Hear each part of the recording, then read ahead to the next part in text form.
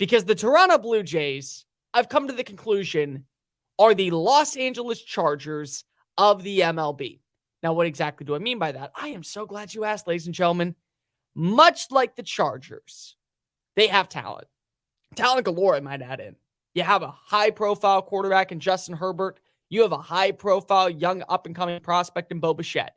You have some good role players on the team, like Keenan Allen, Joey Bosa, like Khalil Mack, like Derwin James.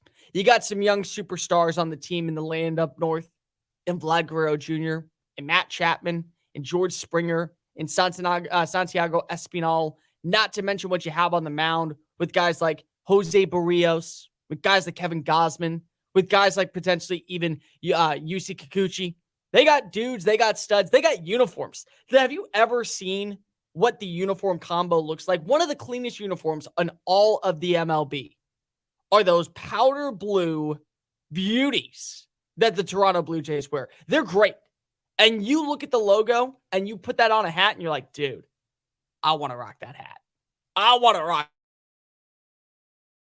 that logo. That is just clean, crisp, and to believe. They have the persona. They have the look. They have the demeanor. You know that when you look at the Chargers, you're like, ooh, they're clean, they're fresh, and they should be a championship caliber roster. And you look at the Blue Jays and you say the exact same thing. And what do both these teams do? They self-implode because of poor management. What's the running joke here? Death, taxes, Brandon Staley finding a way to make sure that you go ahead and have heart palpitations if you are one of the few and the proud lowly Los Angeles Chargers fans. Every week, it feels like Brandon Staley is going out of his way to not win a football game, but to probably lose it in the most asinine fashion as possible.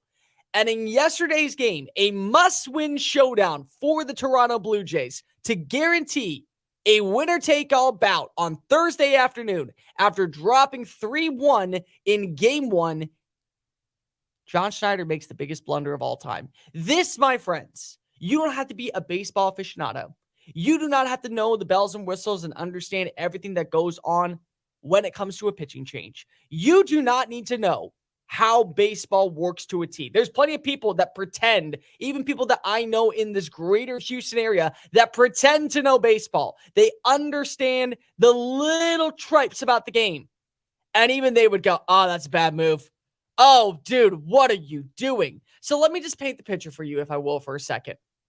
You have Jose Barrios on the mound. Jose Barrios, I might add in, was formerly a Minnesota Twin. He was no longer a part of their long-term plan. So he gets shipped out to the land of 10,000. He gets shipped out to the great right north, and he becomes, hopefully, the quality number 2 pitcher for this organization. Kevin Gausman's the ace. But then you need to have that guy who's coming in at number 2. Every team has this. Milwaukee, perfect example. They have Corbin Burns, but you love your number 2 in Brandon Woodruff. And Woodruff was out for the series. So, of course, that led to challenges for Milwaukee to be able to set the tone in the rotation, where Freddie Peralta had to move up one spot, and it came back to bite them in the keister because they got the Arizona strike bite, and now they're being sent home packing in front of a home crowd. So that's a big deal. Jose Barrios, this is a rivalry game for him. This is a game where he gets to go ahead and tell those fans up at Target Field, oh, you didn't like me? Oh, you didn't think I was good enough? Watch me go ahead and send you packing.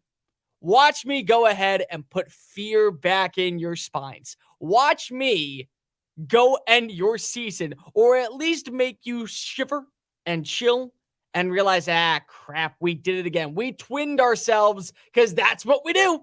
We're the Twins. Haven't been to haven't won a playoff series in over 20 years. That's what we are.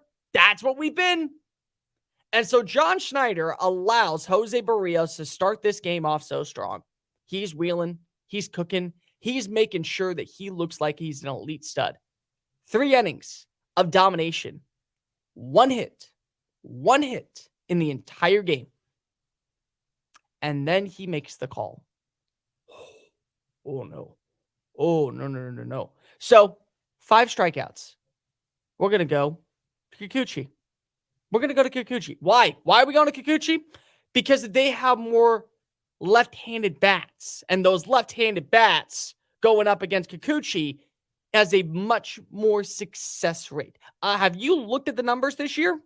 Jose Barrios was pretty good against lefties. Not to mention, this is a game that has more implications to him, and he's pitching well. He has the demeanor. And you know what else? The team has a good rapport. And in a series where there are so many little flaws that could end up changing the course of a game in an instant, John Schneider decides to go ahead and pull his best pitcher. And what occurs? Well, unfortunately, 2 runs come in the inning, and that's the ball game. That's it. And Barrios, of all people, gets the loss because of one of those players that he put on the mound. Cost him. Cost him. And at that point, it is just bumbling, buffoonish type of demeanor to allow a manager to make that type of a bonehead call. And John Schneider postgame even said, oh, you can second guess the move. Second guess it. We called it right then and there. We saw it right then and right there when you decide to head out to the mound and make the pitching switch. Oh, God, it's over. Oh, God, it's over. This was a way to basically lose. It is a must-win showdown to keep your season alive. And the only thing that could come to my mind when I saw that happen, he's Brandon Staley in it.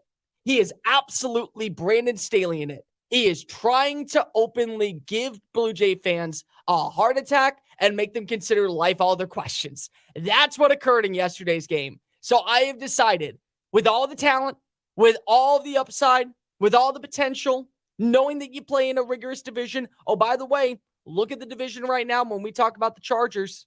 Every year, you always have 2 teams that kind of flirt around, whether it be Denver and Kansas City, whether it be Las Vegas and Kansas City, whether it be the Chargers and Broncos. 2 teams are always floating around. 2 teams from the American League East. Guess what? They made the playoffs. You were in it. Cool uniforms, cool jersey logos, cool insignias, great ball caps, great talent. Just like the Chargers, the Toronto Blue Jays are the Chargers of the MLB because once again, they shoot themselves in the foot. This should have been an easy decision. Hey, let's leave our best pitcher who has more to play for than anything other than bragging rights. This is revenge for him. Oh, you don't like me? Watch and learn, people. Watch and learn what I can do. And Schneider says, nah, you know what? This is too much fun. Let's just see how much I can get the blood to boil in the land of up north. This is a fireable offense. This is an absolute blundering decision. And if I am a Blue Jays fan, I am losing my mind, just like a Chargers. Hey guys, thank you so much for watching that video. Don't hit the X button yet. Make sure you hit subscribe to keep up with all of our daily content found on Just Saying It and anything else that we post on this channel. Bye.